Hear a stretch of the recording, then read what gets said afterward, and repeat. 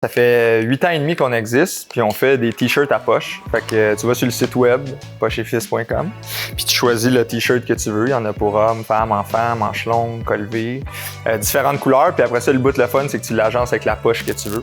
Mon rôle, ben dans le fond, je suis plus la mascotte. Là. Si je dérange quand je fais du bruit, je suis le bruiteur.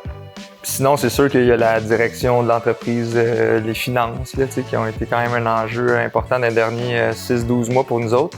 Fait que j'étais pas mal là-dedans. Puis, mais sinon, c'est essayer de coordonner puis de s'assurer que les gens ils ont les bons outils là, avec les ressources qu'on peut leur offrir.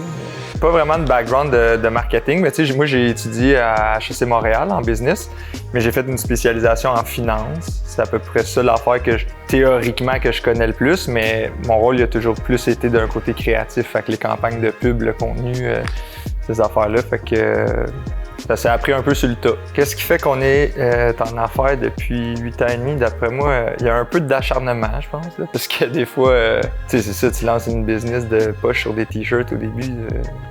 Pas beaucoup de monde qui se dit on va faire un bout avec ça.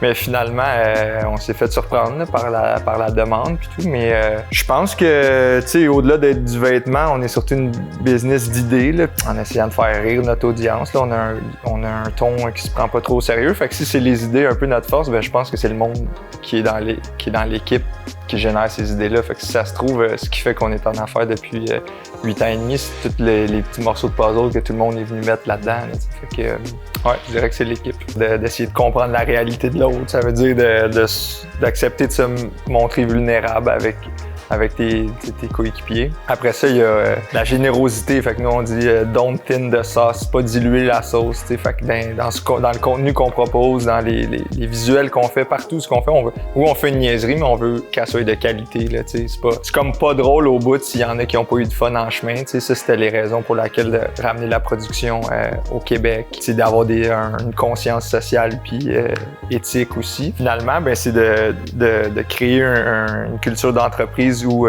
tu peux t'épanouir, mais sans laisser le fun de côté. Là. Fait que nous, c'est comme un build a place to grow, mais pas en grown-up. Ça veut dire, oui, on peut s'épanouir, mais on devient pas des adultes trop sérieux. T'sais. Fait que avoir la récréation là, à tous les jours. Là, avant où ce qu'on était, il y avait plus une cloche qui sonnait, là, mais aujourd'hui, à 2h45, on se retrouve. Puis bon, là, c'est bien du ping-pong, mais l'été arrive, ça va peut-être être dehors, ça va peut-être être d'autres activités. Encore là, avec les ressources qu'on a, là, fut un temps aussi qu'il y avait plus d'activités de club social qui se passaient, puis on va retrouver ça là, tranquillement. T'sais, au courant des 9 derniers mois, là, en juin dernier, on était sur le bord de fermer.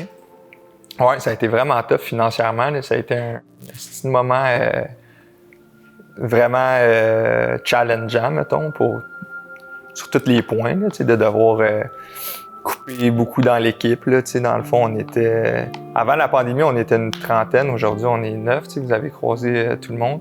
De recevoir ça aussi comme nouvelle quand t'es dans l'équipe, sûrement que ça peut être tough de se dire je suis le prochain, c'est comment ça se passe, mais de rester puis travailler pareil pour que ça arrive. Fait que le fait qu'on a réussi à ramener le bateau un peu, c'est clairement la plus grosse victoire. Mais après, là, récemment, il y a plein de trucs, tu vois, on fait des poches corporatives pour des business. Un des gros wins récemment, c'est en lien avec les poches corporatives qu'on fait pour des business. Puis là, tu sais, hier, on célébrait parce que Greg il a landé un immense contrat de genre 1200 poches. Mais c'est ça, 1600, c'est 1600 poches. Puis tu sais, là, on a mis plus d'emphase là-dessus sur le démarchage, puis c'est un travail de concert qui se fait beaucoup entre Greg puis Alice, où Alice va créer une poche pour un peu les attirer, pour leur montrer « Hey, ça pourrait ressembler à ça », qui est un meilleur pitch de vente. Fait que ça, c'est nice aussi, ces années-là, puis c'est un peu ce roller coaster-là entrepreneurial. Je dirais que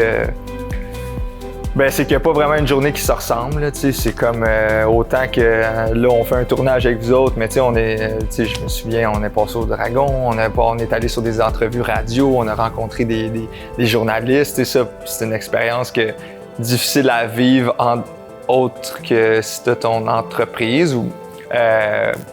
Après ça, bon, des défis opérationnels aussi qu'il faut revoir comment notre plancher de production pour optimiser des trucs où là, ça devient un peu plus cartésien, mathématique, opérationnel. Après ça, renouveler ta marge de crédit avec la banque, rencontrer des avocats parce que tu as eu une mise en demeure parce que si t'as fait de quoi de pas correct.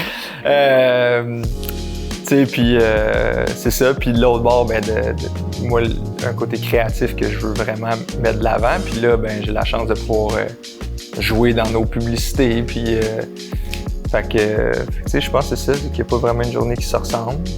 Puis que, ouais, moi, je suis pas expert dans rien vraiment. Fait que, c'est sûr qu'à une manière, tu passes la POC à quelqu'un qui sait comment faire. Là, c'est ça. Moi, je suis à peu près moyen dans tout. Là. Fait que là, il faut qu'il y ait quelqu'un de doué dans chaque spécialisation.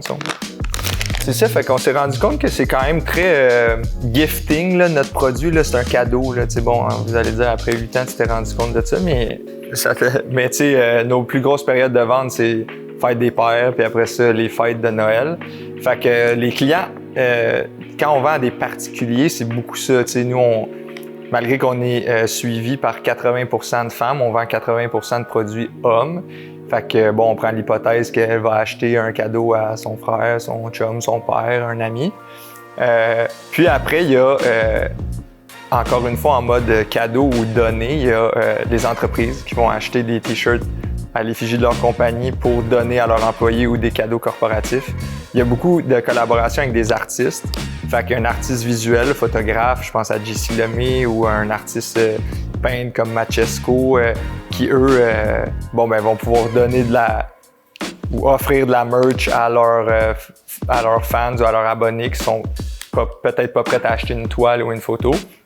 Fait que ça marche beaucoup en ligne, fait que beaucoup de collaborations. Puis après, il y a les levées de fonds qui est encore une fois en mode hey, on a quelque chose à vous offrir. Puis les levées de fonds, ça marche beaucoup en ce moment. On a la Fondation En Cœur.